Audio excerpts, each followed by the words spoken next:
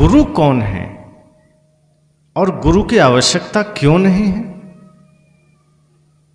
जो हमें अंधकार से प्रकाश में ले जाए। अब अंधकार क्या है? क्या साहब किसी बाहरी अंधेरे की बात कर रहे हैं कि अभी यहां 2 घंटे बाद अंधेरा हो जाए और कोई आदमी आपकी उंगली पकड़कर लाइट में ले गया तो गुरु हो गया? साहब इतनी साधारण बात तो नहीं कर सकते। ये छोटे से अंधकार की बात तो साहब नहीं कर रहे कि एक कमरे और एक हॉल का अंधेरा आपको खटक रहा है और साहब ने वहां से आपको बाहर निकाल दिया, कि गुफे के अंधकार से आपको बाहर निकाल दिया, कि सूर्यास्त होने के बाद जो अंधेरा आपके सामने है उससे बाहर निकाल दिया। नहीं, साहब ने कहा ये अंधेरा मायने नहीं रखता। बाहर कितना भी अंधकार हो कोई दिक्कत नहीं है, पर भीतर प्रकाश होना जरूरी है ज्ञान का। और अंधकार से तात्पर्य साहब का इतना ही है कि जहां आप प्रपंच में जी रहे हैं, जहां आप बेचैनी में जी रहे हैं, जहां आप घृणा दुख में जी रहे हैं, अवसाद में जी रहे हैं, जहां आप पाखंड में जी रहे हैं, अंध मान्यताओं में जी रहे हैं, वो अंधकार है। और गुरु हमारी बाहें पकड़कर, उंगली पकड़कर प्रकाश की ओर ले जाते हैं, जहां सत्य है, जहां प्रेम है, जहां न्याय है, जहां सेवा है, जहां समर्पण है। तो जो गुरु हमें उंगली पकड़कर हमारी अंध मान्यताओं से, पाखंड से, अंधश्रद्धा से, नफरत से उठा करके हमें ज्ञान की ओर ले चले, ऐसे जगह, ऐसे अंधकार जहां हमारा मन पीड़ित है, जहां हम निरंतर दुख की अनुभूति कर रहे हैं, गुरु हमें वहां से उठाकर ऐसी जगह ले जाएं जहां हम सुख की अनुभूति कर सकें, जहां बाहर मायने नहीं रखता कि हमारे पास क्या है क्या नहीं। अगर हम झोपड़ी में भी हैं और गुरु कृपा से हमें वहां आनंद बरस रहा है तो वो किसी भवन से कम नहीं। तो गुरु हमें वो रास्ता देते हैं, गुरु हमें वो उपाय देते हैं कि झोपड़ी में भी हमें आनंद मिल सके। और जब हम गुरु से विमुख होते हैं तो सोने की लंका में भी रावण पीड़ित है, दुख में है, अवसाद में है, फिर वो है तो सोने की लंका में। समृद्धि की कोई कमी नहीं, धन की कोई कमी नहीं है, शक्ति की कोई कमी नहीं है, लेकिन भक्ति की कमी है, प्रकाश की कमी है, शब्दों का ज्ञाता भी है लेकिन सत्य नहीं है पास में। तो गुरु हमें इस अवस्था में ले आते हैं जहां हम होते हैं वहां हम प्रकाशित होते हैं, जहां हम होते हैं वहां हम सारी अवसादों से मुक्त होते हैं। तो ऐसे गुरु जो हमें सत्य की राह पर ले चले, ऐसे गुरु जो हमें समस्त भ्रम से अलग कर दे। और सच्चा ज्ञान क्या है, सार ज्ञान क्या है? उत्तर प्रदेश में था, एक सज्जन ने पूछा कि आज बहुत से संत कहते हैं सार ज्ञान सिर्फ हमारे पंथ में मिलेगा, ये सार ज्ञान क्या है?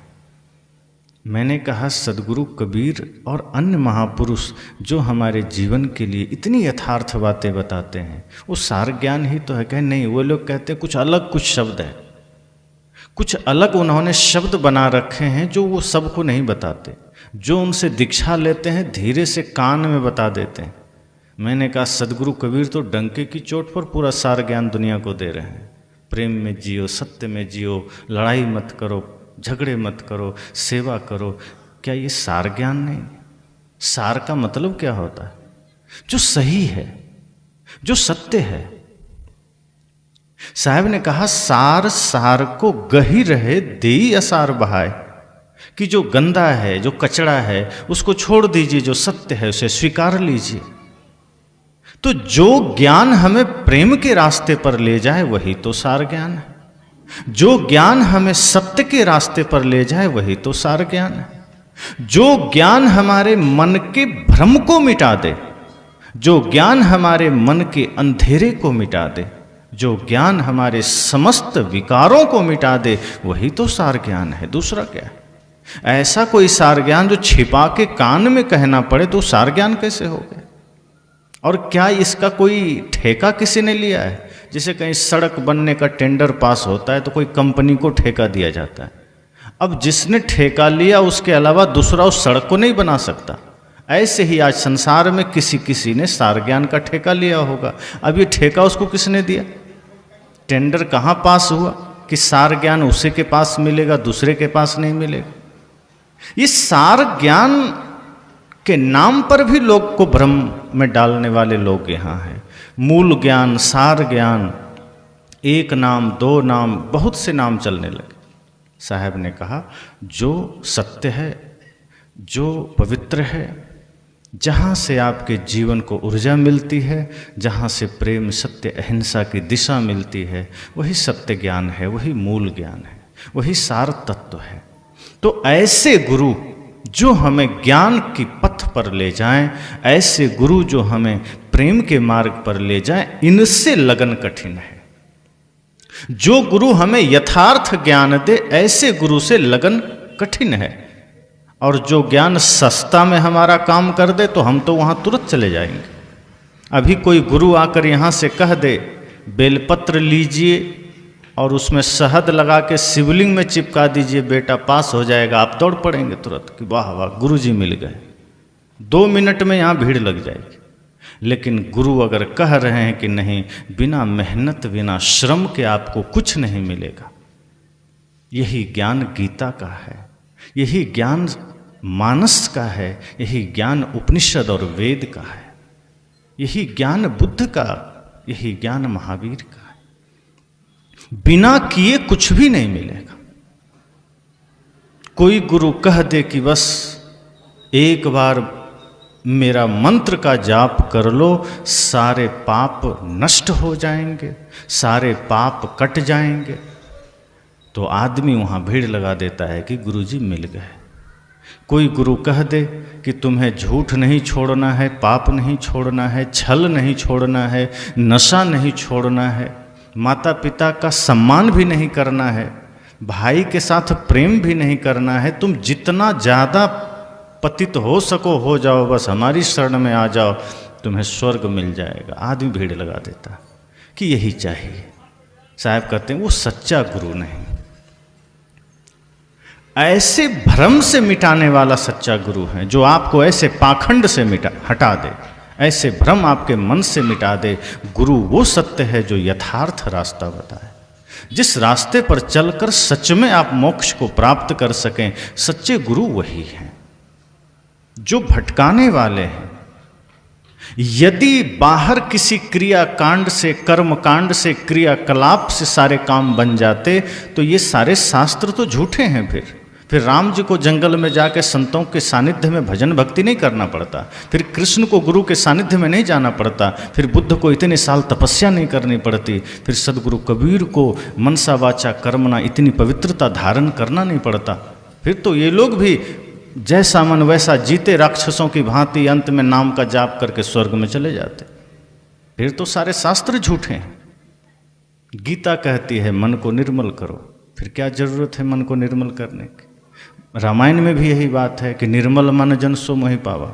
राम जी ने ये तो नहीं कहा कि जो मेरा नाम 1 लाख बार जप लेगा मैं उसको मिल जाऊंगा, ये तो राम जी नहीं कहते। शिव जी भी नहीं कहते कि जो मेरे शिवलिंग पर बेलपत्र चिपका देगा मैं उसको मिल जाऊंगा। वह कहते हैं जो दीन दुखियों पर दया करता है, जो लोगों में ही मुझे देखता है, मैं उससे मिलता हूँ। और राम जी भी कहते हैं जिसका मन निर्मल है मैं उससे मिलता हूँ, फिर उसको कहीं जाने की जरूरत नहीं। निर्मल मन जन सो मोहि पावा, मोहि कपट छल छिद्र न भावा। लेकिन आज के गुरु कहते नहीं, आप चाहे जितना कपट कर लो। एक गुरु तो ऐसे भी हैं जो कह रहे थे आप जीवन भर महापाप करिए, अंत में आपकी चिता में तुलसी का लकड़ी भर डाल दे तो आप स्वर्ग चले जाएंगे। अब आदमी सोचता है तो गुरु जी कह रहे हैं व्यास गद्दी में बैठ के, फिर ये झूठ थोड़े होगा। तो पाप करते रहना चाहिए, माता पिता का अनादर करते रहना चाहिए। लेकिन आप भी जानते हैं ये गलत है। एक चोर भी जानता है चोरी करना गलत है, जानता है। एक शराबी भी जानता है शराब पीना गलत है, लेकिन भ्रम में पड़ के अविद्या में पड़ के, अज्ञानता में पड़ के वो करते चला जाता है। जानता है आदमी नशा गलत है, नफरत गलत है, कोई नहीं जानता ऐसा नहीं। कौन नहीं जानता भाई से विवाद नहीं करना चाहिए, कहता है, दूसरे को समझाता है। वो अपने भाई पर मुकदमा किए रहता है, अपने भाई से झगड़ा किए रहता है और पंचायत में दूसरे को समझाता है, देखो भाई है, लड़ना मत, और अपना लड़ाई में बैठा है, अपना भाई का हक छीन के बैठा है। तो पर उपदेश कुशल बहु तेरे, हम दूसरे को समझाने चले जाते हैं, देखो पति पत्नी में विवाद मत करना, और अपनी पत्नी को रोज पिटाई करता है। ये समस्या है। तो जब सच्चे गुरु नहीं मिलते हैं तो ज्ञान जीवन में होता नहीं है, आचरण भी नहीं होता। फिर हम उसी भ्रम में रहते हैं कि जितना पाप करना है कर लेंगे, अंत में जाके मंदिर में एक बार भगवान का नाम लेंगे, सारा काम बन जाएगा। एक बार गुरु के पास जाएंगे, गुरु जी मंत्र दे देंगे, जाप करेंगे, सब कुछ हो जाएगा। साहब कहते हैं ये सब भ्रम है। भ्रम से निकालता जो है वो सच्चा गुरु है। अज्ञानता से जो ऊपर उठा दे वो सच्चा गुरु है। और ऐसे गुरु से लगन लग जाए ये थोड़ा कठिन होता है। ऐसे गुरु से मन लग जाए, ऐसे गुरु के पास हम टिक जाएं, ये कठिन होता है। हम भी सस्ता गुरु खोजने निकल जाते हैं कि कोई सस्ता गुरु मिल जाए जो हमें बोले नहीं कि चाय छोड़ दो। हम भी सोचते हैं गुरु ऐसे मिल जाए जो ना कहे कि बीड़ी छोड़ दो, जो ना कहे कि शराब छोड़ दो, जो बिल्कुल ना कहे कि भाई से झगड़ा ना करो। हम खोजते हैं ऐसे गुरु को जो कहे तुम जो करते हो करो, ठेका मैं ले लेता हूँ, बस मुझे दक्षिणा देते रहो, मैं तुम्हारे पाप काटता रहूँगा। गुरु ठगते चले जाते हैं, शिष्य ठगाते चले जाते हैं। साहब ने कहा ऐसे गुरु से नहीं, ऐसे गुरु से तो लगन हम लगा ही लेते हैं। जहाँ सच्चे गुरु आ जाते हैं वहाँ हमारी लगन नहीं लग पाती, क्योंकि सच्चे गुरु हमें हमारी कमियों को बकसते नहीं हैं। वो कहते हैं नहीं ये समस्या है, इसको मिटाना है, और जब समस्या मिटेगी अंधकार मिटेगा, जब तक नहीं तो प्रकाश में तुम जाओगे कैसे। एक बार एक जगह गुरुजी बोल रहे थे, एक संत बहुत देर से प्रवचन चल रहा था, कुछ जवान लड़के उधर से चले आ रहे थे, सोचा चलो आज सुनते हैं सत्संग। जैसे ही वो निकट आया पंडाल के तो गुरुजी ने कहा शराब नहीं पीना चाहिए, जुआ नहीं खेलना चाहिए, बीड़ी नहीं पीना चाहिए, तंबाकू नहीं खाना चाहिए। अब ये सारी बातें सुन करके वो लड़के कहे गलत जगह आ गए, हम लोग तो ये सब काम करते हैं, हम तो ऐसे गुरु खोज रहे हैं जो बीड़ी पीने से मना ना करे, हम तो ऐसे गुरु की तलाश में हैं जो शराब साथ में बैठ के पिए, हम तो ऐसे गुरु की तलाश में हैं जो जुआ खेले तो हमको भी साथ में खिलावे, ये तो सब कुछ मना कर रहे हैं। ऐसे गुरु ठीक नहीं है, लगता है नकली गुरु। वो लौट गए। संत ने देखा कि कुछ जवान लड़के आ रहे थे गिरोह में, लौट गए। तो संत ने सोचा कि यहाँ तो सब बूढ़े बैठे हैं और उपदेश जवान सुनेगा ही नहीं, तो मेरा उपदेश कहना तो सार्थक नहीं हुआ। बुजुर्गों ने तो अपनी ज़िंदगी जी ली है, अब वो अपने अनुभव में हैं, अपने जीवन में हैं, अब इनको क्या सिखाऊं। संत ने सोचा अगर ये रोगी चला ही जाएगा तो मैं दवाई किसको बांटूं, और ये जवान सब जा रहे हैं। तब संत ने एक ट्रिक अपनाया, थोड़ा सा अपने बात को परिवर्तित किया, थोड़ा सा अपने आप को चेंज किया। गुरु ने कहा वैसे तो बीड़ी नहीं पीना चाहिए, लेकिन कभी कभार पी लेने में कोई हर्ज नहीं है, क्योंकि बीड़ी पीने से कभी भी आपको कुत्ता नहीं काटेगा। ये शब्द जैसे ही गुरु ने कहा तो लड़कों ने कहा अरे बीड़ी पीने का समर्थन कर रहा है।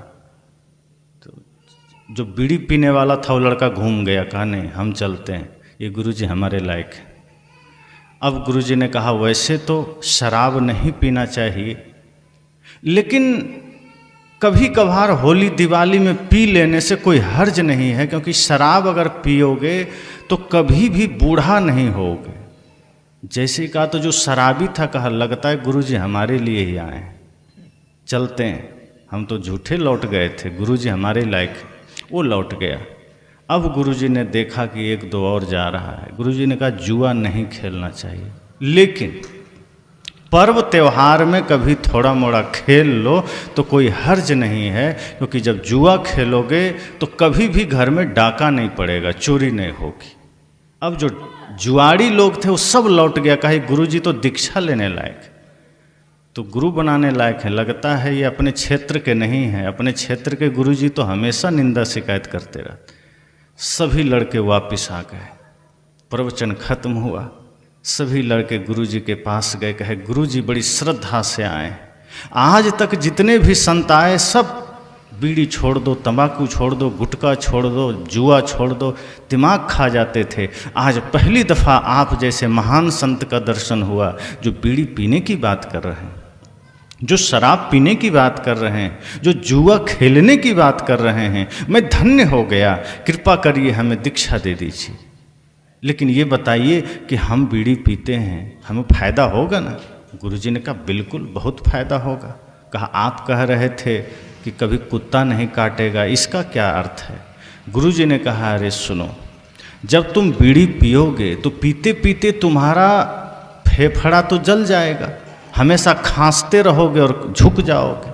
तो जब खांसोगे शरीर में ताकत नहीं रहेगी, झुक के चलोगे तो हाथ में लाठी लेके चलोगे। अब लाठी पास में रहेगा तो डर से कुत्ता आएगा पास में, तो कहाँ से काटेगा कुत्ता? अब वो तो जितना फूला था पचक गया। वो सोचा कुछ और था, गुरुजी ने साइड से उसको संभाल लिया। गुरुजी बड़े ज्ञानी थे, वो जानते थे सीधी बात इसको समझ में नहीं आएगी, अगर मैं सीधा कहूँगा तो ये उल्टा समझेगा। गुरुजी ने तरकीब निकाली कि कैसे इसके मस्तिष्क में हम ये बात पहुँचा दें। वो भी सोचा कि बात तो गुरुजी सही कह रहे हैं, हम बीड़ी पी रहे हैं, पैसा भी खर्च कर रहे हैं, गांजा पी रहे हैं, सिगरेट पी रहे हैं, पैसा भी खर्च कर रहे हैं, उसके गंदे धुएं, उसका जहर युक्त धुएं से मेरा फेफड़ा खराब हो जाएगा, हम चल नहीं पाएंगे, खांसते खांसते लाठी लेके चलेंगे, तो सच में ये जीव जंतु पास में क्यों आएंगे? और कुत्ता काटे ना काटे, हमें मौत तो पहले ही काट देगा। वो डर गया, कहा गुरुजी क्षमा करिए, लेकिन दीक्षा अब भी मैं लूँगा, क्योंकि अब मैं ज्ञान से समझ गया हूँ कि बीड़ी पीना ठीक नहीं। तब तक जो 2-3 लड़के और थे वो भी समझ गए, लगता है गुरुजी अपने जाल में फंसा लिए, मामला कुछ और है।